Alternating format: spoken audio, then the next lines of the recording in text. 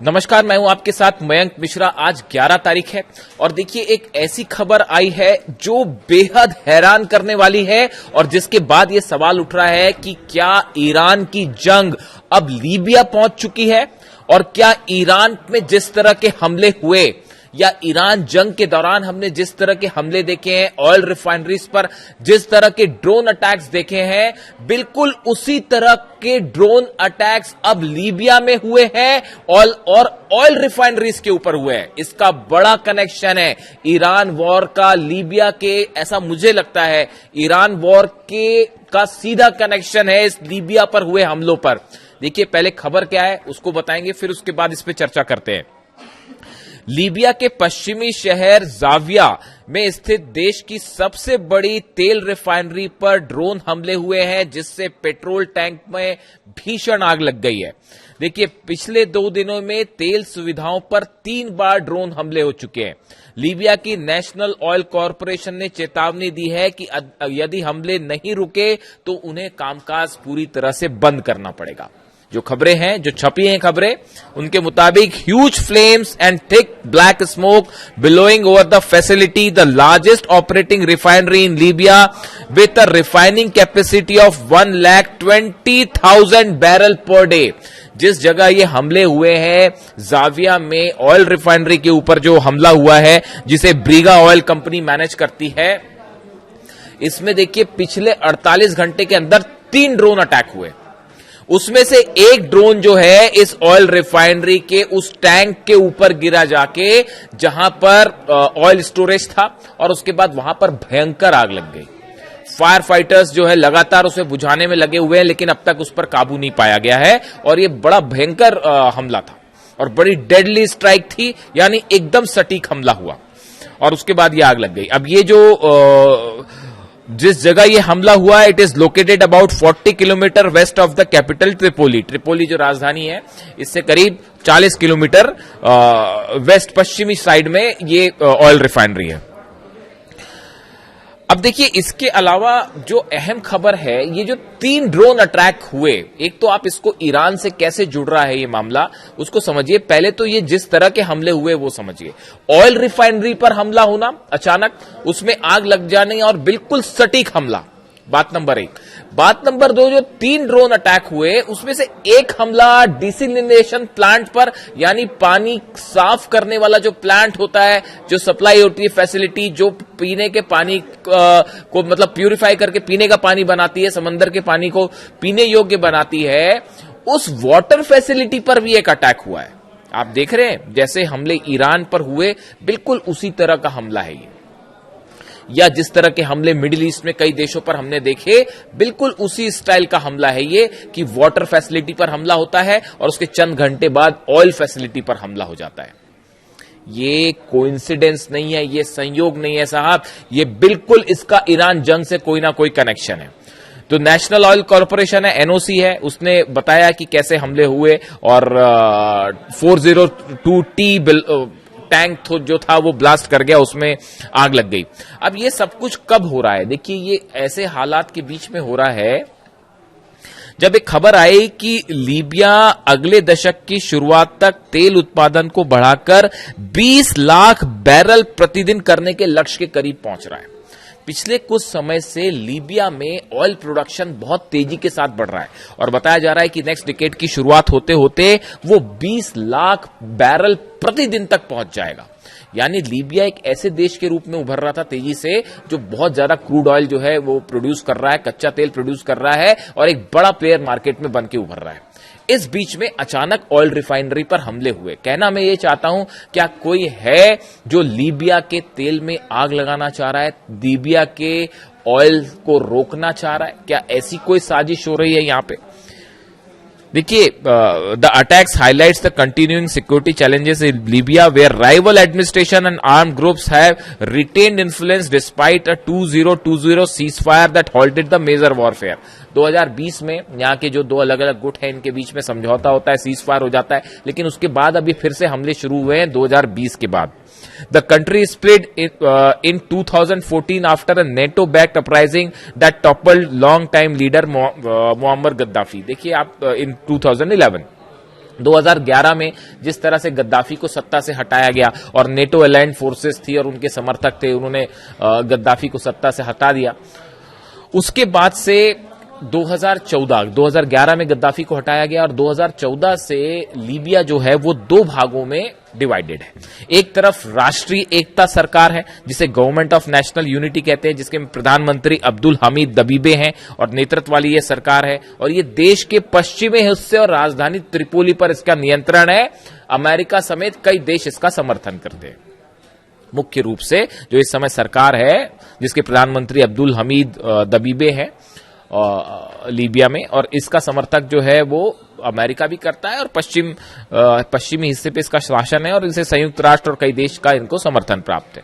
दूसरी तरफ है लीबियाई national army LNA, Libyan national army. Field marshal Khalifa Haftar के नेतृत्व वाला यह गुट देश के पूर्वी और दक्षिणी हिस्से पर नियंत्रण रखता है। यानी एक तरफ सरकार है जिसको अमेरिका और अन्य देशों का समर्थन प्राप्त है, UN का समर्थन प्राप्त है। दूसरी तरफ है लीबियाई नेशनल आर्मी जिसको लीड करते हैं फील्ड मार्शल खलीफा हफ्तार, और ये जो है पूर्वी और दक्षिणी हिस्सों पर नियंत्रण रखता है और इसका मुख्यालय बेंगाजी है। यानी एक तरफ ट्रिपोली, दूसरी तरफ बेंगाजी। अब गौर करने वाली बात यह है, देखिए राष्ट्रीय जो गवर्नमेंट है, गवर्नमेंट ऑफ नेशनल यूनिटी जो है, जिसमें प्रधानमंत्री अब्दुल हमीद, इनका समर्थन अमेरिका कर रहा है। और जो दूसरा गुट है खलीफा हफ्तार का समर्थन जो है, इसका समर्थन रूस करता है। रूस ट्रिपोली स्थित अंतर्राष्ट्रीय स्तर पर मान्यता प्राप्त सरकार के खिलाफ है और पूर्वी लीबिया के ताकतवर नेता खलीफा हफ्तार को कूटनीतिक, आर्थिक और सैन्य सहायता प्रदान करता है। यानी देखिए यहां पर भी वो दो भाग हैं, एक तरफ अमेरिका है और एक तरफ जो लीबिया नेशनल आर्मी है उसके साथ रूस है। अब देखिए कनेक्शंस देखिए आप, जिस तरह से रूस की ऑयल फैसिलिटीज पर हमले हो रहे हैं, करीब 100 हमले ऐसे हुए हैं पिछले एक महीने के अंदर जो रशिया की ऑयल फैसिलिटी पे हुए हैं। बदले में यूक्रेन के ऊपर भी स्ट्राइक्स की गई हैं बड़ी रूस की तरफ से। आप देखिए मिडिल ईस्ट में एक ऑयल का बड़ा खेल शुरू है। अमेरिका जंग में ईरान को नहीं हरा पाया, ये बात अब जग जाहिर है, सबको पता है। अब ऐसी स्थिति में ट्रंप ने एक नई रणनीति अपनाई है, वो है इकोनॉमिक ब्लॉकेड की। यानी जो जहाज अमेरिका के खड़े हैं वो ईरान की मिसाइल की जद से बाहर खड़े हैं समंदर में कि कहीं अबू मेदी से हमला ना हो जाए, या जो मिसाइल्स चाइना ने दी हैं डिस्ट्रॉयर्स को तबाह करने के लिए, एंटीशिप मिसाइल्स, उसकी रेंज के बाहर अमेरिका की फोर्सेस खड़ी हैं। लेकिन वो ईरान के जहाजों को हॉर्मुज में अंदर आने जाने नहीं दे रही, और वैसे ईरान ने भी हॉर्मुज को बंद कर रखा है कि वहां से कोई जहाज बाहर ना जा सके। यानी हॉर्मुज पूरी तरह से बंद है।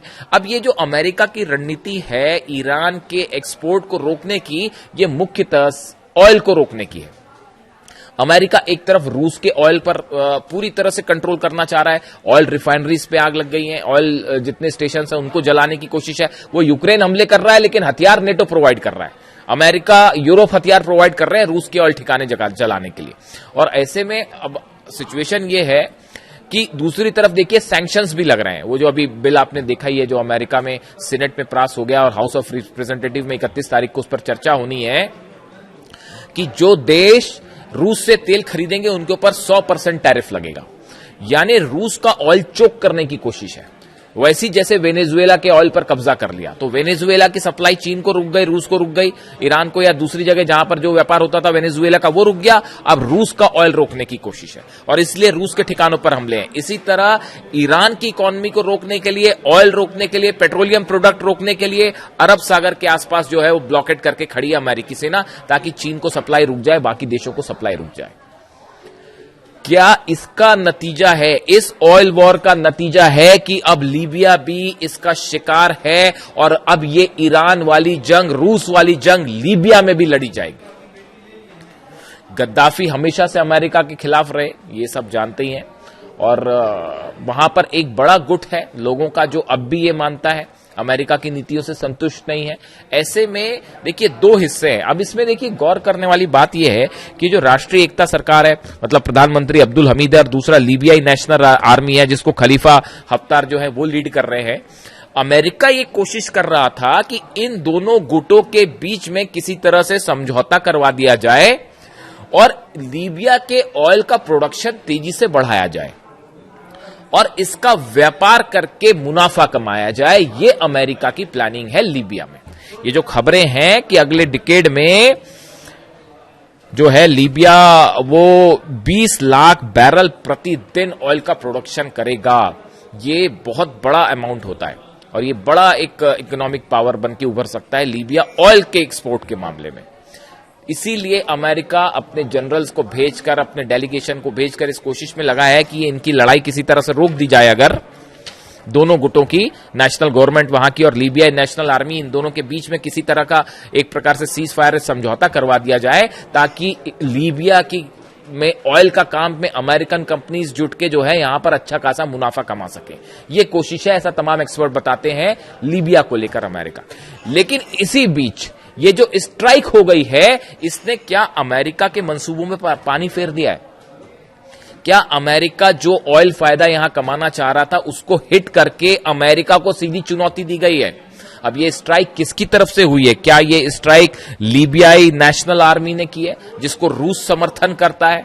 ये जो ड्रोन, जिस टाइप के ये ड्रोन्स हमले हुए हैं, क्या इसका ईरान के, जिस तरह के ड्रोन ईरान में बनते हैं, क्या किसी देश ने वो ही ड्रोन सप्लाई किए हैं? देखिए, बहुत सारे सवाल हैं जो कि अब एक नया फ्रंट खुलता दिख रहा है लीबिया के तौर पे। और ये सिर्फ सवाल लीबिया का नहीं है, पूरे मिडिल ईस्ट के जितने देश हैं, सिर्फ मिडिल ईस्ट ही नहीं, पूरी दुनिया में एक ऑयल वॉर छिड़ता दिखाई दे रहा है, नेचुरल रिसोर्सेस पर कब्जा करने का, ऑयल रिसोर्सेस पर कब्जा करने का, ताकि मार्केट को कंट्रोल किया जा सके। ये बड़ा ऑयल वॉर है जो रूस और अमेरिका के बीच में जारी है। चीन और अमेरिका के बीच में टैरिफ वॉर जारी है। ईरान और अमेरिका के बीच में इकोनॉमिक वॉर जारी है कि कैसे ब्लॉकेट किया जाए। अरब देश जो हैं, उनके साथ उनके ऑयल जितने रिसोर्सेज हैं, जहाज हैं, वो जल रहे हैं लगातार। और ऐसे में अब लीबिया की भी एंट्री हो गई है। इस खबर पे बारीकी से नजर बनी हुई है, जरा चीजें निकल के आए। वो जो ड्रोन स्ट्राइक हुई, वो कहां के ड्रोन थे, किस तरह के ड्रोन थे, कहां से फायर किए, ये सब चीजें सामने आ जाती हैं साहब। और मेरी पूरी कोशिश रहेगी जिम्मेदारी के साथ आपके तक हर सोर्स पहुंचाऊं, ताकि असली हकीकत समझ में आए साहब। वीडियो कैसा लगा कमेंट करके जरूर बताइए और अपने कमेंट्स जरूर दीजिए, मैं कोशिश करूंगा जवाब देने की। Thank you so much.